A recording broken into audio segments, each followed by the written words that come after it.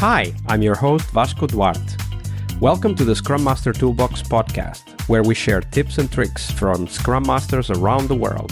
Every day, we bring you inspiring answers to important questions that all Scrum Masters face day after day.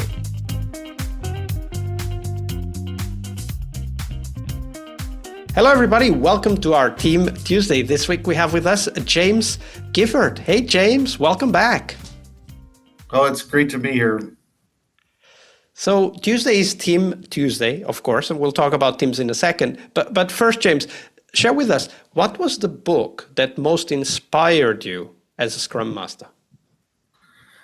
I think one of the most inspiring books for me was, it would have been Turn the Ship Around by David Marquet.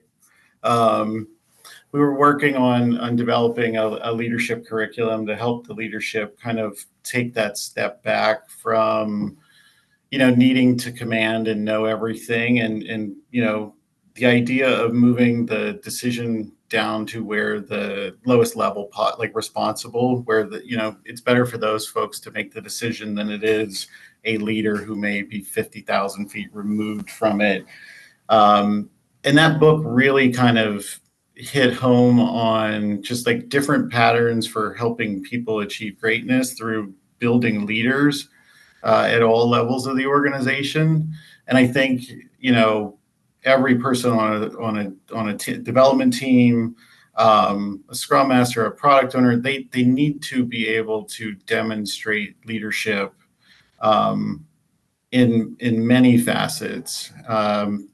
I think that one of the funnest things about reading that book was I was traveling the world at the time, and if I could find it, there is a picture of me at the base camp of Everest, sitting on a broken toilet, reading that book as we were traveling back and forth to India. And it could be just the nostalgia of those trips, but there's just a lot of great content in that book around just helping people achieve greatness.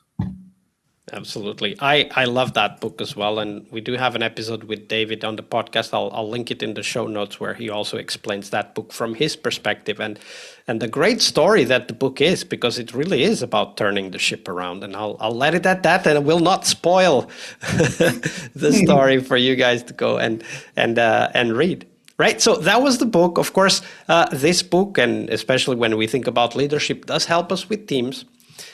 But sometimes teams develop their own patterns, like behaviors, approaches, things that over time grow and become big problems for the team. So when you think about one of those teams, James, tell us the story of the team, the context a little bit, and then walk us through how these small little things that maybe started, harmlessly enough at the beginning, eventually grew and created big problems for the team. So we were working at the healthcare company from kind of a story I'd shared earlier.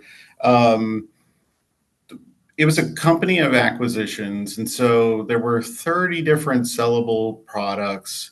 And one of the kind of product families or locations, they really advocated for team autonomy, which I 100% advocate for team autonomy with, we need some guardrails, but it turned into that team autonomy where it was just basically team anarchy.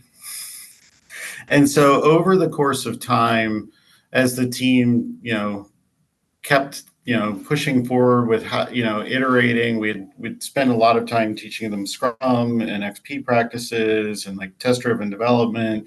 And over the course of time, the culture of the team kind of eroded from a standpoint of like really focusing in on quality. As a couple key team members that were kind of really focused on that, really kind of they moved on, and one of them moved to another team. And so over the course of time, with the loss of some of these key people, they decided that the way it was faster and better for them to achieve their sprint goals by not really kind of building quality in from the start. They had started to decide that, acceptance criteria, we want it to be a conversation. They literally were just didn't really get to writing down acceptance criteria. And so like the quality of the product started to degrade. And it wasn't like all of a sudden, but over the course of, a few months and months, because they didn't really look at any level of metrics or things like that, it was all of a sudden like we started having client attrition at like an alarming rate where growth and attrition had really hit basically zero sum. So we weren't making any money on the product because we had as many people leaving as we did signing up, which was bad for an established company. And so once we started really digging into a lot of the problems, we had to sit the leadership team down and be like, it's important to have autonomy, but we do need some level of guiding principles for this product of like, these things are non-negotiable. These are the things that we believe in. And if those aren't like in alignment with your beliefs or values, then let us help you find another place to be. But we had to come back in and kind of establish some level of structure to get past the anarchy that had kind of ensued. Yeah, absolutely. But when you think about autonomy, I mean, of course, I'm thinking about Dan Pink's drive motivational model, where he talks about autonomy as being one of the three critical aspects. But I don't think when you use the word autonomy that you were really describing autonomy. And maybe I'm wrong here, so I would ask, right? It sounded to me as you were describing this team's goal that it was not anarchy either, but it was more like the team could make their own decisions, but there was no accountability, i.e. there was no skin in the game. Is that how you would describe it? I would describe it as that. There was no accountability, no connection or alignment to, the company standards, because they just didn't make that, the leadership team didn't make that a forefront concept. They wanted the teams to be able to figure it out. That doesn't always go well. And it sounded to me like the team members that were there and then eventually left, they were kind of keeping the fort, holding the fort of quality.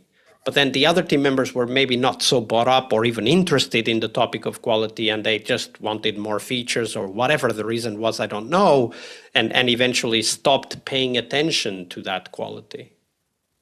Absolutely. And there were a lot of that, like that leadership presence that kind of definitely kept the water at bay were those key individuals. And then once they were kind of out of the picture, it was easier for all of that erosion to happen. And then eventually the levee broke.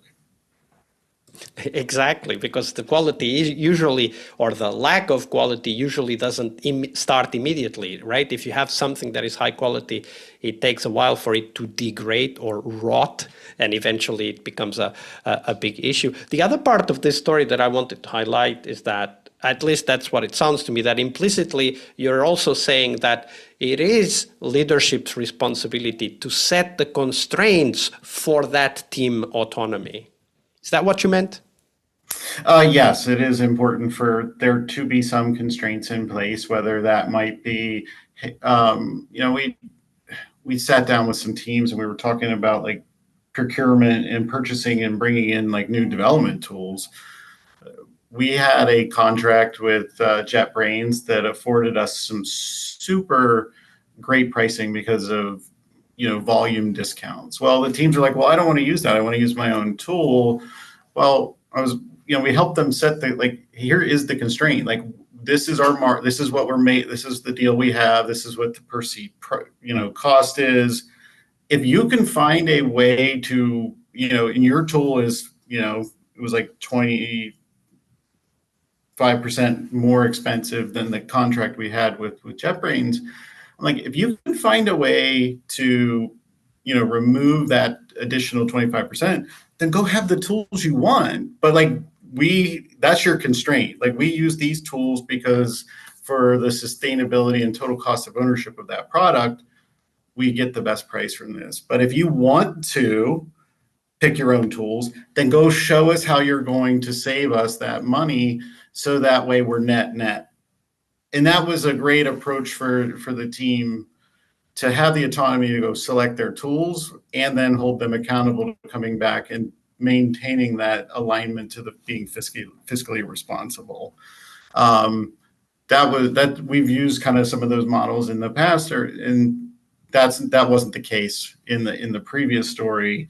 It was kind of just do what you want. Yeah, absolutely. And that autonomy within constraints is actually not limiting. It can be creative, right? Like people can come up with very creative solutions if they understand what the goals are and what the constraints are. Yeah. There's a lot of just like context setting that people need to understand. I can't tell you how many people don't actually know, I think it's different when you're in a startup culture, because you know how much your team costs. Predominantly how much runway the company has if you have an open founder, and so they're like, hey, we need to make progress and do the best we can, because we're eventually going to run out of funding and be looking for a new job. You see it a lot in bigger companies where they just don't get that full context of like, here's how much your development organization costs the company every year, and this is how it impacts the bottom line. And I think there's a lot of that context missing, that just leadership doesn't cascade and needs to be more transparent. And I used to make that super transparent in my roles as a Scrum Master, as an Agile coach, and now as a senior leader running a Agile practice. Absolutely. Yeah, we need to set those constraints very clearly and transparently. Thank you for sharing that story, James. It was a pleasure. Tuesday is Team Day here on the Scrum Master Toolbox podcast. But tomorrow we talk about something that goes beyond the work we do with the teams. We will talk about how to lead change and what our guests have learned from leading and participating in change programs during their career. See you tomorrow. We really hope you liked our show. And if you did, why not rate this podcast on Stitcher or iTunes? Share this podcast and let other Scrum Masters know about this valuable resource for their work. Remember that sharing is caring.